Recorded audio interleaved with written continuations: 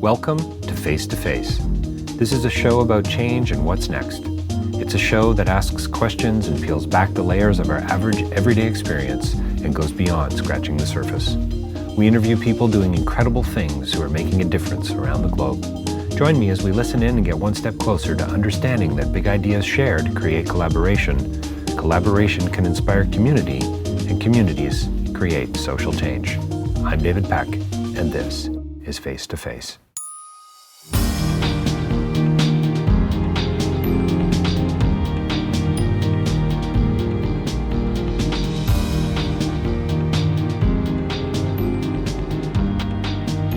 So my guest today is Gerry Flahive. He's a really interesting guy and a fun interview and just a delightful person to hang out with. And I think you're going to really enjoy today's conversation. We talk about documentary film. We talk about 2001 Space Odyssey. We talk a little bit about Star Wars, and that was a bit of an issue for me. That you might even sense a little bit of tension there. But who can deny that 2001 changed the way we see movies? We talk a little tiny bit about Justin Trudeau and his good looks. We talk about Gerry's alter ego. We talk about the power of story and documentary and about the D word. And we talk about life in general and about how one has to assemble the story. And I'll leave that out there. How does one assemble the story in relation to film, writing, and really, frankly, just teasing out the way we live our lives? And what exactly is the creative interpretation of actuality? Sounds fairly academic, but Gerry really unpacks it for us in a beautiful way. Stay tuned for the interview coming right up. DavidPeckLive.com for more information about my podcasting. I'm getting close to 300 interviews there, folks. Check it out. Hot Docs is coming up. We've also got more interviews on rabble.ca, and don't forget that you can support the work I do. I'm not actually asking you to purchase the podcast, but you can come alongside and support what I do here at Face2Face through patreon.com. So stay tuned. Gerry Flahive coming right up. Welcome to Face2Face. We're joined by another very special guest today, Gerry Flahive. He's an interesting guy. We met recently through a publicist. I love these kinds of connections, Gerry. Thanks for joining us today. Oh, well, thanks for having me. Gerry's hard to put into any kind, I was going to say put into a nutshell, but I don't know that makes any sense at all. But your bio, I mean, documentarian, 34 years with the National Film Board. You're a producer, you're a director, you've award-winning docs, you've got an alter ego, you write comedy, you've written for The Globe and for HuffPo, a company you've got called Modern Story. You're a story consultant. What, pray tell, is that? And it's just, so I'm not even, have I captured most of what you do? Sure, I'll take all that, sure. Yeah. You'll take all that? Yeah. And anything else we can throw in there? No, that's enough. I think maybe the answer is I have a short attention span. So right. it's nice to have had and to continue to have a lot of interest and try a lot of different things. But clearly also with a whole lot of focus when I look at some of the things you've done. Award-winning Peabody Award for a documentary that you did a few years ago. I don't think you can produce over how many films? I think about 80. 80, yeah. I thought I was going to say 100, but about 80 films. And we are going to talk about Prime Minister Trudeau's good looks at some point. Great, very important issue. It is. It clearly is. Yeah. Yes, and it comes up in some of your writings. Yeah, so I do want to. I'm not obsessed or anything. That's right. Oh, right. And of course, one of the other things I want to talk about is Stanley Kubrick in 2001 when we first met, when we had our first conversation. It seemed like everything came back to 2001 for you. Yeah. And so, who knows? Maybe that's a good place to start. But I'm gonna start with a quote that I scribbled down in our first conversation. You said, "quote A lot of tech innovation comes from story." Close quote.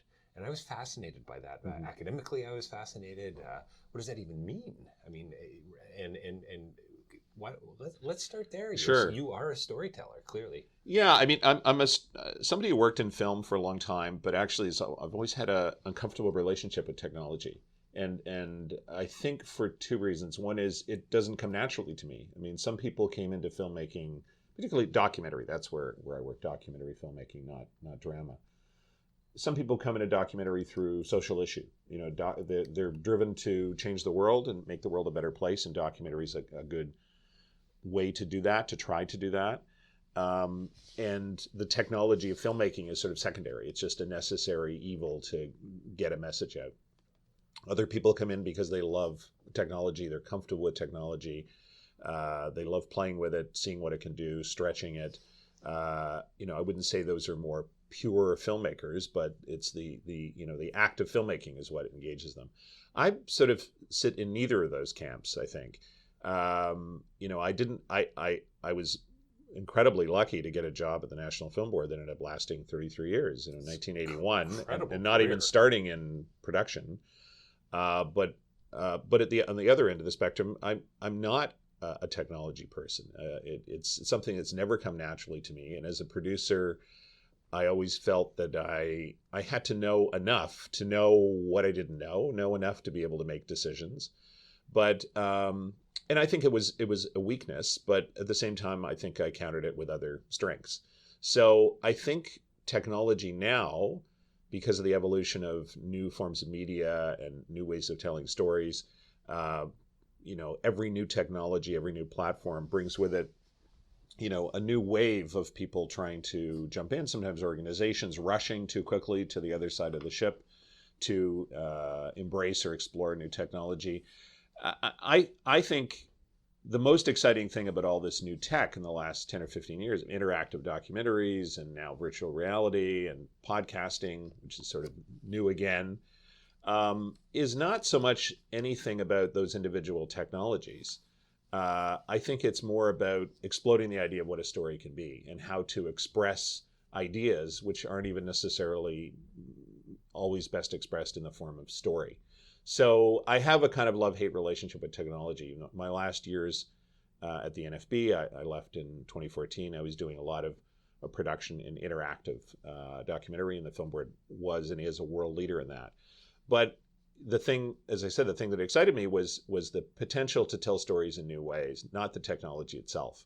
I didn't really care about that. And these technologies change very rapidly too. When I started at the NFB in 1981, the production and distribution technology hadn't changed in about 30, 40 years.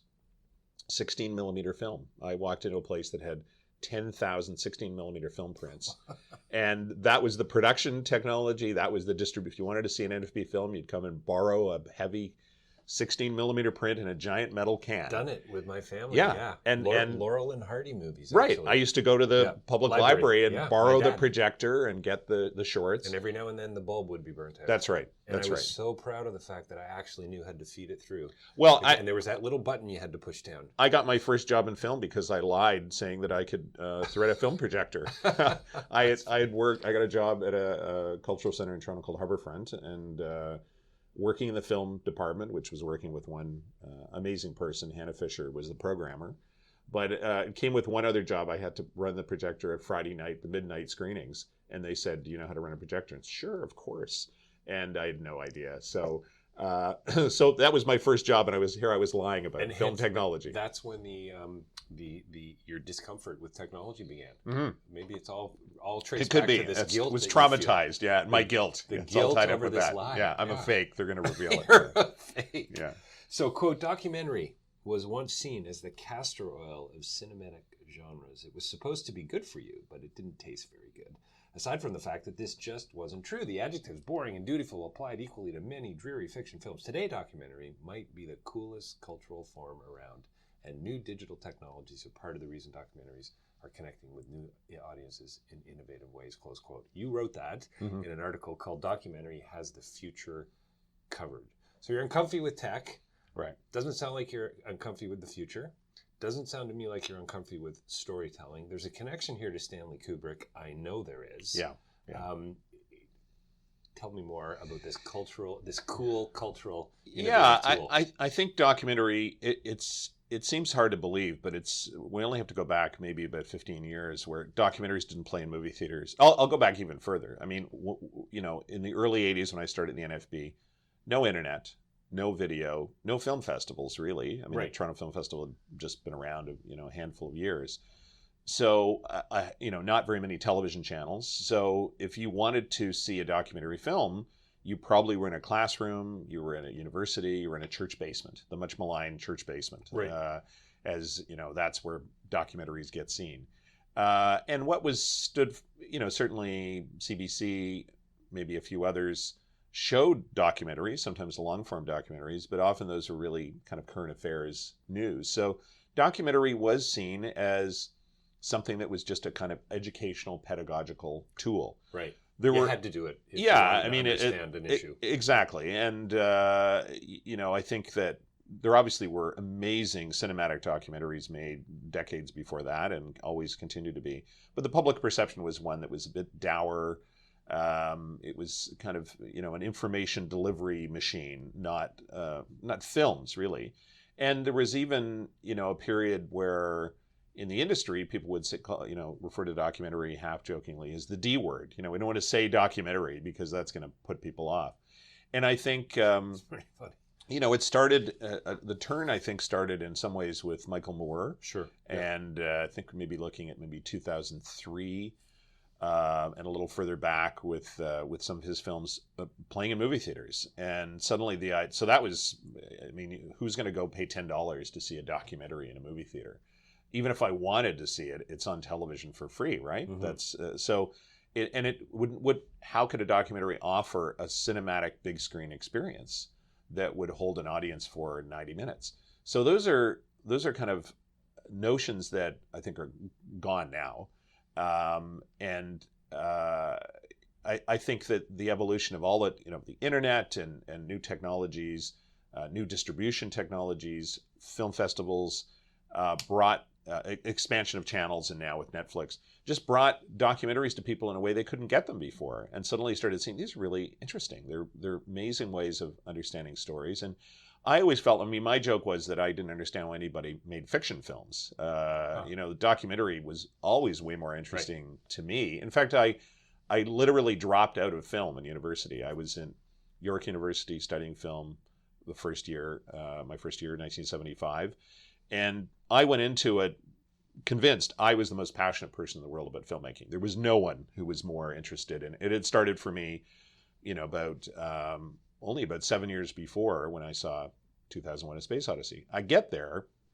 It turns out I was not even close in my intense passion for film as many of my colleagues, and it was kind of a bit too much for me. I sort of thought, there is something. I love filmmaking, but there's something more than this. And it was an amazing professor who, said something that changed the course for me. Peter Harcourt, late Peter Harcourt, amazing Canadian film prof and academic. And he said, if you want to make films, you need to know something about life first.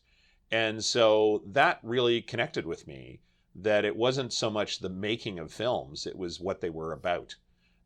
So I switched course to study English, which isn't also necessarily the answer to all of understanding the mysteries of the world.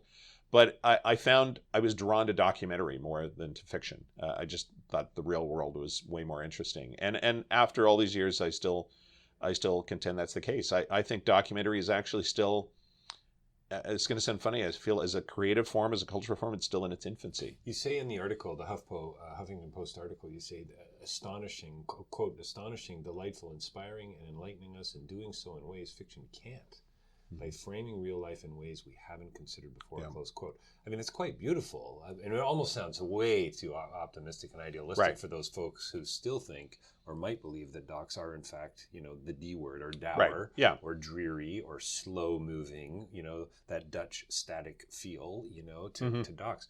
But I love the words astonishing, delightful, inspiring, enlightening.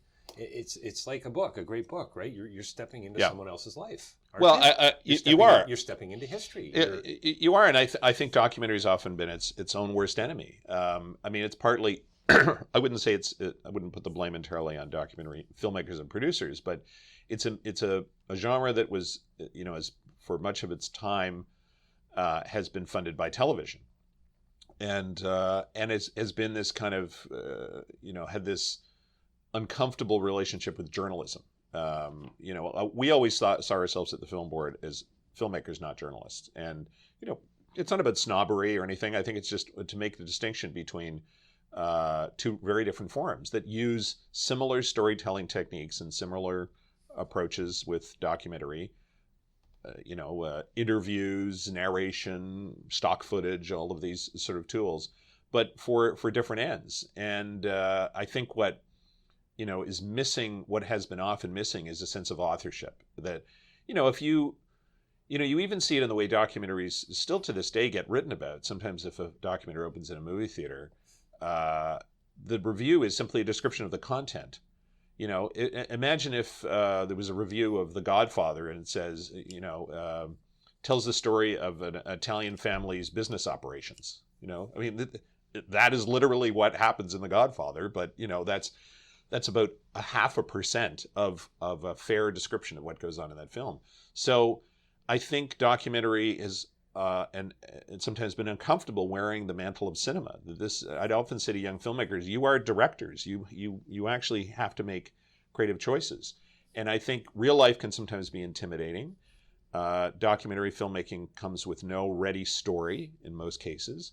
Even if you're telling a history film, I produced a feature documentary based on Margaret McMillan's amazing book, Paris 1919.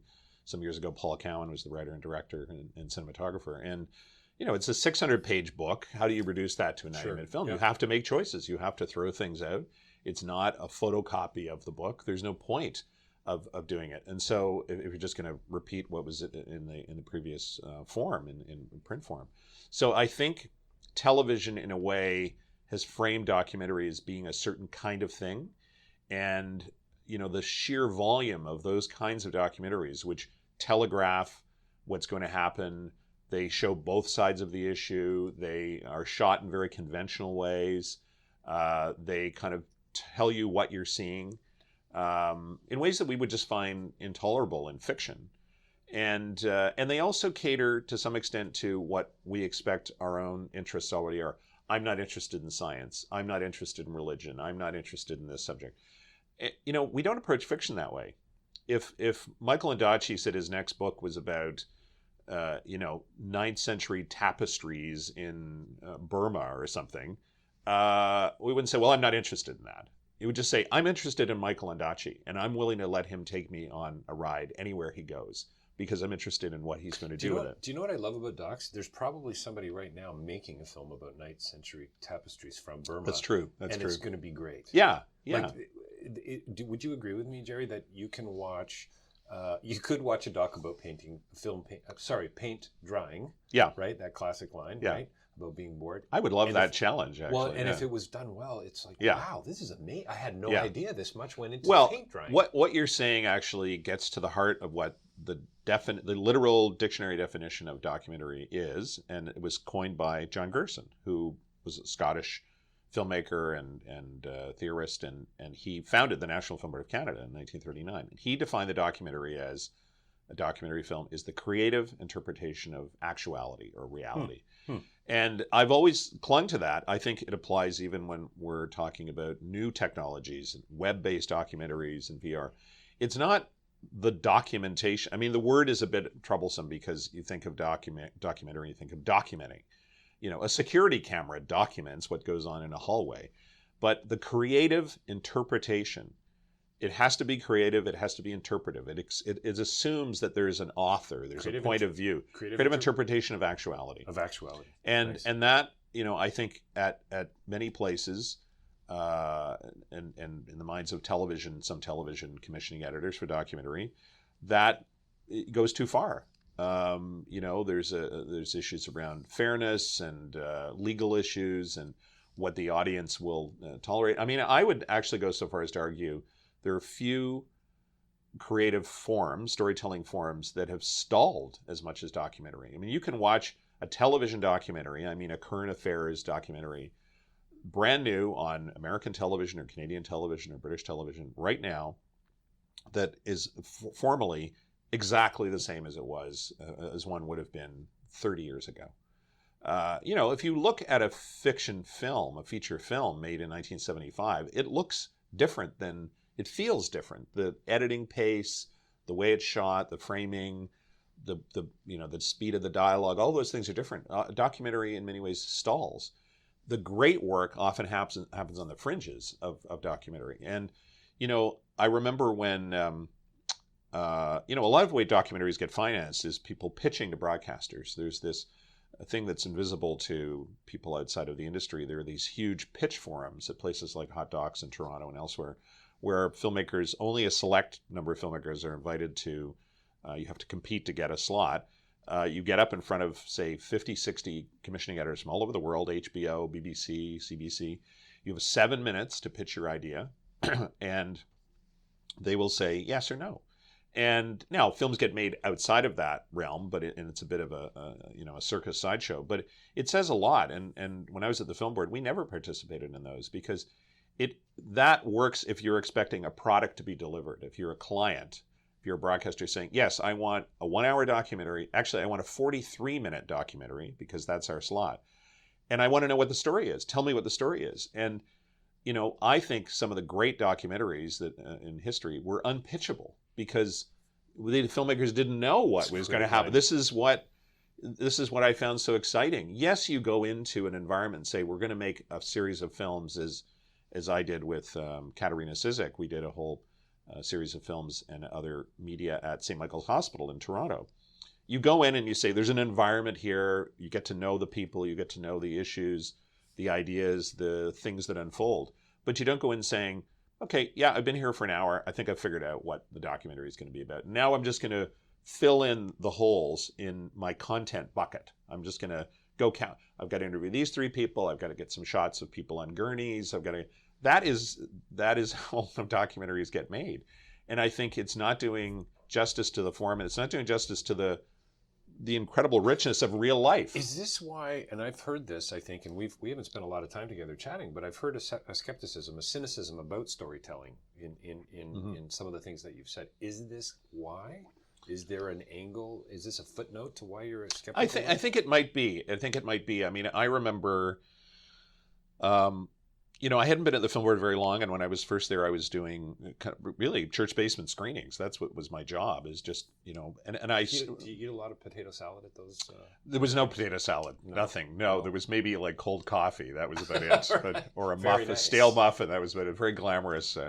But it was the place where I first learned about audiences. I still to this day. I mean, if you have 100 people in a church basement or a community hall, and they're watching a documentary that's really powerful and importantly beautifully made, and it is important to them, the response, the emotion is just to be there in that situation. And I've even produced films where I've had screenings, and the people who are in the film are there.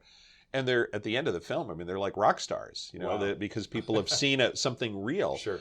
But I think that, when I just started, I was invited into a screening of Rush's by John Spotton, who was one of the giants of the NFB. I mean, he actually worked with Buster Keaton. This is a guy who'd made every kind of documentary. And he was producing a film, or he's the executive producer, I think, of a film called Final Offer, one of the great Canadian documentaries directed by Sturla Gunnarsson. It was about, this is another one, it's maybe not watching paint dry, as you were saying, but it was about labor negotiations between Bob White and the Canadian Auto Workers and Chrysler, I think. Sounds riveting. Yeah. Are you ready for 90 minutes of, I'll invest in that. Wait till you see the DVD extras. So, but important. Mm-hmm. It's like, the auto industry, I won't go into it, but, this is an important subject, and this is in the early 80s. So John, they filming for months, what do I know? I'd gone to film school for 1 year, and so he said, come on, we're going to look at some Rushes. You didn't even know how to use a projector. I didn't, yeah, don't tell anybody that. Don't tell them. So we sit down, and we're watching, it seemed like hours of Rushes of people inside an auto plant in the cafeteria, just wandering around and eating their lunch and everything, and filmmakers sitting there taking notes. John's taking notes. I'm like, are they seeing? Are there something in here that I'm not getting? There clearly is something I'm not getting. Right. And so that it ended. It just looked like random. It's totally random to me. And I'd never been on a documentary film shoot, so I couldn't see. Well, what I was seeing was like seeing a lump of clay on the floor of a sculptor's, and that particular lump of clay is one that, he decided he liked. He was putting that aside for something. This was going to be the arms missing from Venus de Milo or something, That was sort of my analogy. And so then they started talking about the footage. And of course, well, it didn't mean much to me because I didn't know what else they had filmed. But also, I didn't know how you could shape this into something. What was valuable in this footage? What wasn't valuable? And so that was a really powerful lesson for me and it was what I do find exciting about documentary is you have to assemble the story. There are many, many stories you could tell, out of that same material. If you write a scene, a 1-minute scene for actors, you could argue that in the hands of different directors, you get something quite different. But you're going to get two people walking in a room and slamming a door. If that's what the script is. With documentary, you have no idea. You go in with some intention. Yes, we do want to capture this kind of stuff or that kind of stuff to tell the story, but often it's the I guess I'd say almost, I don't want to say peripheral, but the fine grain material of daily life. And so what they were filming were people that they had been following for months. These are real people. The third guy on the left in the cafeteria scene is a very important character in this arc that's still developing in the story of the labor negotiations and those relationships and what their mood was like at the time. So I couldn't see any of that. It would be like looking at, a Monet painting only with a magnifying glass at one tiny corner of it and trying to apprehend the whole thing. And so I found that really exciting and interesting and, insanely challenging when I finally came to producing films. And I always pushed, I worked with some unbelievably talented filmmakers, but I also worked with younger filmmakers who I found often very creatively conservative. They didn't want to break anything. They wanted to, right. We've got to, we're interviewing somebody who fought in World War II, and we went to their house and they were in their living room. It's like, well, why did you film in their living room? Oh, well, because that's where they live. It's like, if you were directing a drama, would you just decide wherever the actor was standing when they got out of the van in the morning, that's where you'd film the scene? Of course not. You'd think about the lighting and what the background says, and are they doing something? Or you wouldn't just plop them down in any available chair. So it's about treating real life with respect, but also that you have a responsibility as a storyteller. There's no objective documentary. If you film hours of interviews with somebody, you're going to discard a huge percentage of it. A shooting ratio, a documentary might be 250 to 1 of what you've shot versus what ends up in the film. And isn't editing really a form of censorship of one kind or another? Yeah, but if the film if documentary presents this sort of neutral, objective, professional sheen that, this 1-hour film or 90-minute film you're seeing is the ultimate definitive telling of this story, that's a lie. But if it has the hand of an artist, an author, a filmmaker on it, then, we're not going to accuse Michael Ondaatje of not being fair, of not being comprehensive enough about whatever he's writing. It's his choice. He made his choice, and maybe he made some stuff up, and maybe it's, he's mixed up something, but he's made choices. And yes, if a journalist goes on television tonight and says, Pearl Harbor wasn't bombed in 1941, it was bombed in 1943, that's factually incorrect. It's not an issue of opinion or art, it's just wrong. But we always felt in documentary, we still have the obligation to get things right. We wouldn't have the freedom to just make up facts. But, we were telling the story often of real people, and that involves complexity. Tell me what your thoughts are on truth in narrative storytelling and in documentary storytelling. So in other words, facts are important to the documentarian. Clearly you've got to get dates right and numbers as right as you can and so on. But style, substance, content, form, all these things come into play as you tell this story. Yeah. It may not ultimately necessarily be true. Mm-hmm. But it's still pointing to a truth of a particular story. So, do you mean in like a work of fiction, like a drama? Well, even a documentary, for heaven's sakes. But definitely. So some people will say, fictional films. Well, is it true? Like, based on truth. Well, how much? Yeah. Well, it's based on truth, then I'm going to go see it. Right. Because clearly it's about history after all. Yeah. Right. Because as if a fictional film certainly couldn't be true. Right. And I think I just think that's so misleading. Doesn't fiction point to truth all the time? Of course, sure. Yeah. But it's I've never understood that sort of objection. When people see, let's say, a feature film based on, there were think of all the films made about the Kennedys, and JFK, and there's been, recent film about LBJ and another one about Jackie. I mean, I saw two films at TIFF in 2016, I think, that both depicted the Kennedy assassination, but in unbelievably different ways. Right. So, but if you just take one of those films and you'd say it didn't really happen that way, or he didn't really look that way, I mean, who cares? What is this? Is this going to put a permanent blot on the historical record? We have no other sources. I think in some ways those objections speak to people's, I think there is a sort of nervousness, just as I'm thinking this out. I think there's sort of a nervousness about history, something you don't tamper with, you know. History is written by historians. I mean, one of the most influential books, it's hard to say that you read stuff in high school that's on the curriculum that's influential. But it actually happened to me. It was a book, and now I'm not going to remember the author's name, but famous British historian, called What is History?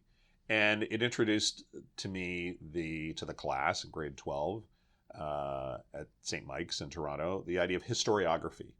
And I was just blown away. I mean, that was my first introduction to anything meta. You know what I mean? It's like there's history about history about how history is written. So people actually study the lack of objectivity or the attempted objectivity or subjectivity. So it really stuck with me. And so I don't go to any film expecting it to be this perfect in fact, I would say the opposite. You know, you see, again, these two films, there's one called LBJ, a big Hollywood film. I don't know if it's been released theatrically yet. You know that they labored over getting the right paint color and the, you know, the prosthetics and everything. And it just looks dead. It looks lifeless because they've so obsessed over the small little details as if that will bring it some ring of truth.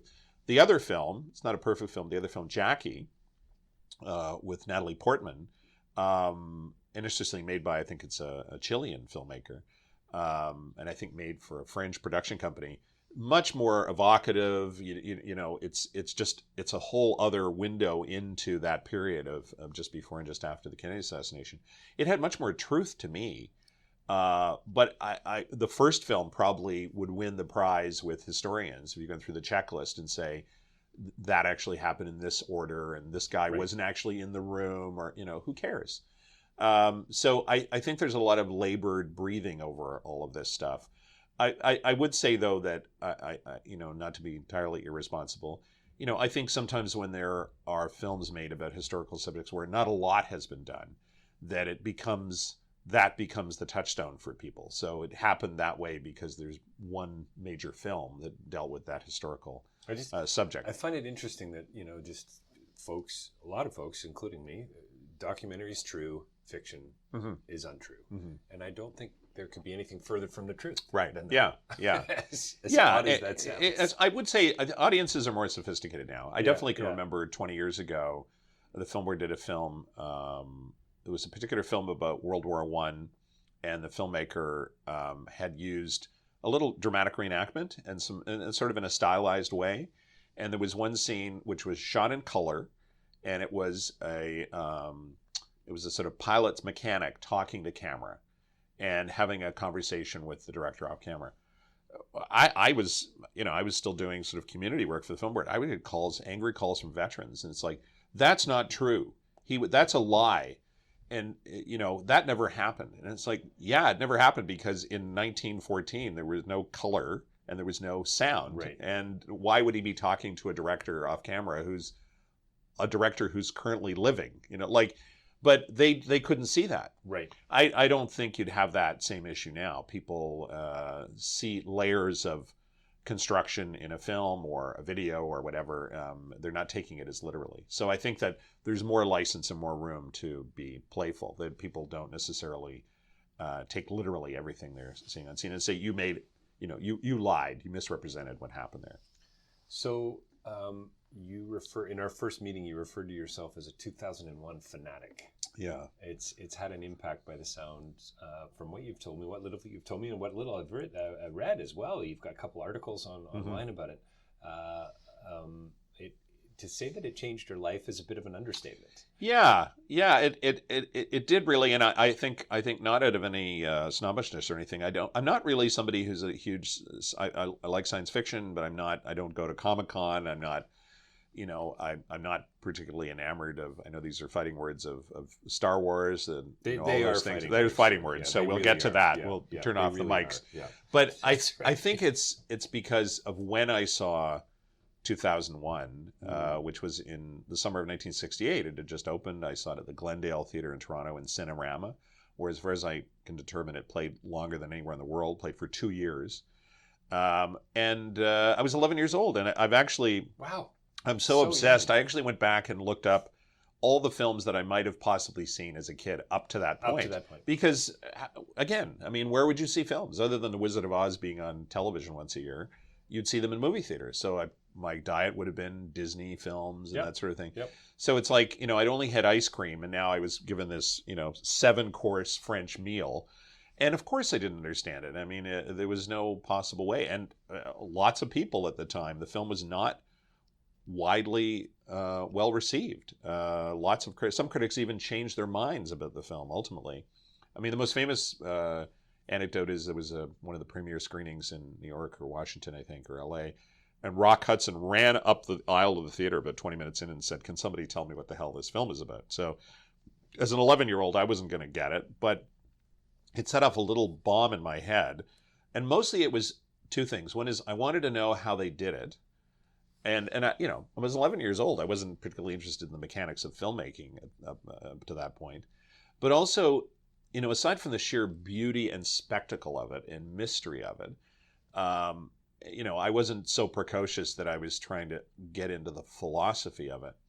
But there was something, and it's a scene that most people don't remember in the film. It's certainly not one of the most spectacular scenes, but early in the film, a scientist goes to the space station and ultimately goes to the moon, and they've discovered the monolith on the moon. It's the first sign of alien life that humans have come across.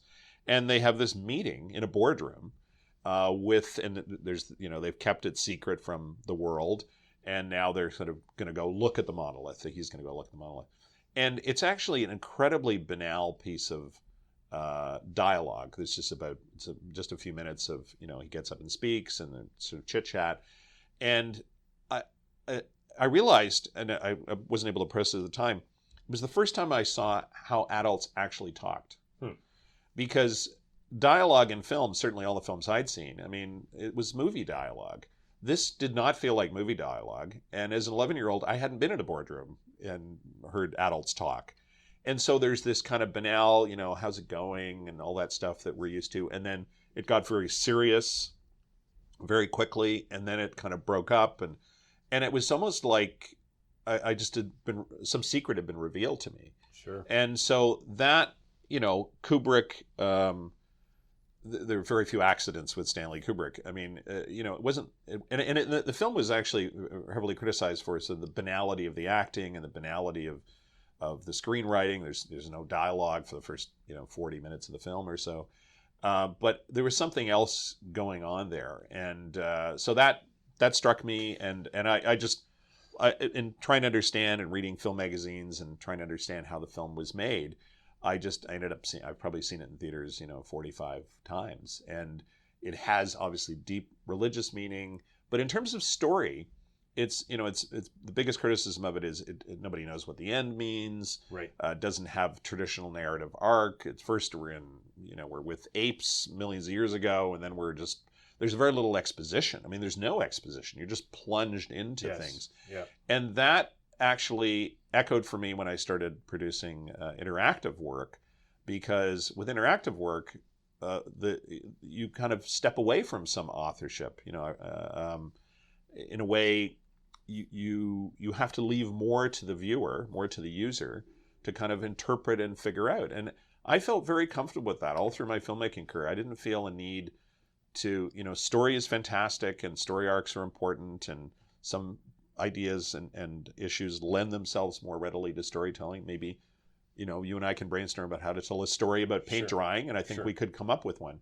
But maybe music and painting and dance are not as popular as they are because of narrative, because of story. So why does film always have to wear this mantle of what's the story? So I think it was those two things for me, was interest in documentary and real life and the impact of 2001 to say, this extraordinary film can have a powerful, deep meaning and not really be the greatest story ever told. So it honestly is breaking my heart that we're going to have to wrap up here in a couple of minutes, and I already feel part two coming on for sure, because one of the, and I say this often, but one of the, I hosted a panel discussion at the Lightbox this week, and it went on for an hour and 45 minutes, and I said, Wasn't enough. It wasn't enough.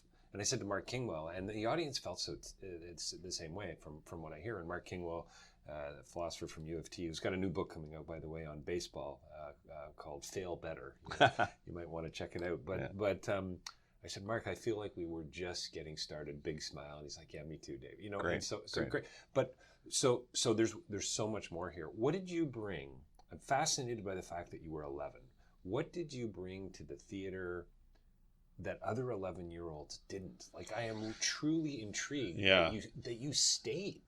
You stayed for the opening scene. Rock Hudson couldn't take it. Yeah, that's right. I have that over Rock Hudson. What's going on? Well, you know what? I think in a funny way it was an accident, because a bunch of us, it was all boys, I think. A friend of mine had a birthday party, and his dad took us to see 2001: A Space Odyssey, probably thinking it's some sort of rocket epic that might or be something. The funniest thing I've ever heard. Yeah, and not knowing what the hell we were in for. But I do remember, I mean, I guess I had a certain level of precociousness, because it's also my earliest memory of me interpreting art. And we were in the car on the way back, and, you know, there's the famous light sequence where David Bowman, the astronaut, is going through this bizarre light tunnel. He's obviously being transported to some weird part of the universe. Nobody could understand what was going on, but just this sheer visceral experience of colored lights flying past him, and he's freaking out in the spaceship, in the small spaceship that he's in. And I remember in the car on the way back, one of the kids said, I wonder if those were streetlights on Jupiter. And I said, are you stupid? Streetlights on Jupiter? It was like the most literal in terms. He's in a spaceship. He was in Jupiter, so those must be street. Those aren't streetlights. Those are, I don't know what they are. I'm going to find out what they were, you know. But it's obviously not streetlights. So, and if we were watching the documentary about this experience right now, we would then cut to you in the backseat of the car reading a very well-worn copy of Fear and Trembling. That's right. As you ignored your friend. Yeah. Hey, where's my loot bag? Damn it? That's right. Have you not heard of Northrop Frye? What's wrong with you people? What's wrong with you Marshall people? McLuhan lives in this city. You know. What kind of a birthday party? Yeah, is this? exactly. So I don't know. I can't. Well, put it my is finger on fascinating to me, because for me, it's about so much about it is context, and part of the reason for me why, and we're not going to get into this because we've got to wrap it up, but part of the reason for me, Star Wars was so important, and I saw 2001 a few years later. Right. My brother took me, and it clearly had a huge impact, as did Blade Runner and a few others. But up until Star Wars for me, it was Son of Flubber, it was Chitty Chitty Bang Bang. Exactly. It was Sound of Music, and so on. And so to walk into this theater, it was all that I brought to it, and all that I didn't bring. So context was huge. Yeah. And it honestly, it blew my mind. Well, I'm glad you say that, because I think context is something that is vitally important in making anything, making films, making documentaries, whatever. And I think it's something that gets forgotten. You know, that good work, bad work, mediocre work, it sometimes has an impact because of its timing. And sometimes that's sheer luck, or sometimes it is somebody thinking hard about. I mean, the problem now, just last thought, I think the problem now is just the sheer, you know, tidal wave of content that washes over us every day, to say you can't be the first one necessarily doing something. So it actually, I think it puts more emphasis on your interpretive responsibility as a maker of something, you know, that you've got to bring something fresh, because you're probably not going to be the first. Where can people go to see High Rise, your work? High Rise is an interactive documentary that I produced to the film board. Katerina Sizik was the director, amazing talent. It's at highrise.nfb.ca. It's a multi-platform documentary about how people live vertically all over the world. And one of the pieces that probably has had the most attention was called A Short History of the High Rise, which is interactive films that tell the history of the high rise, and that's also at the New York Times website. But everything's at highrise.nfb.ca. And you've got a new book coming out. I have a book that I've been noodling along for quite a time. I have an alter ego, was secret for years on Twitter, Bert Xanadu, who's the mayor of Toronto in a fictional 1973, and he's also the owner of the Imperial 6 Cinemas on Yonge Street, where I worked. And it's kind of a bizarre parallel universe of Toronto, and I've been Movie Mayor at Movie Mayor on Twitter for about 7-8 years. And so the book is called I Own This Town, the Mayor Bird Xanadu's Anthology. And it's a collection of some of the tweets, but also I've written articles as Bert for Spacing and Torontoist, and I've done some other stuff as well. So it's kind of coming out soon. It's coming out later this year, self-published. Oh, okay. Which means I have to finish it by myself. That's what that means. So well, maybe we can I'm come close. back. Maybe when the book's published, we can come back to part 2. That'd be great. I'm Thank really you. disappointed we didn't get to an article that you wrote called "Really Good-Looking Canadians Demand No Less from Their Leader," not as Bert, but as Gerry. Yes, yeah. And it was a special to the Globe and Mail about a year and a half ago or so. So I'm working on one now actually about the sesquicentennial called "You're So Sesqui," because I feel we've reached peak Canada 150, so it's time for me to debunk it, just as I was debunking Trudeau's good looks. Listen, what a pleasure having you on the show today. Thanks so much for the fun, the jokes, the comedy, and the insights too. And I'll look forward to part 2. Gerry Flahive here with us today on Face to Face.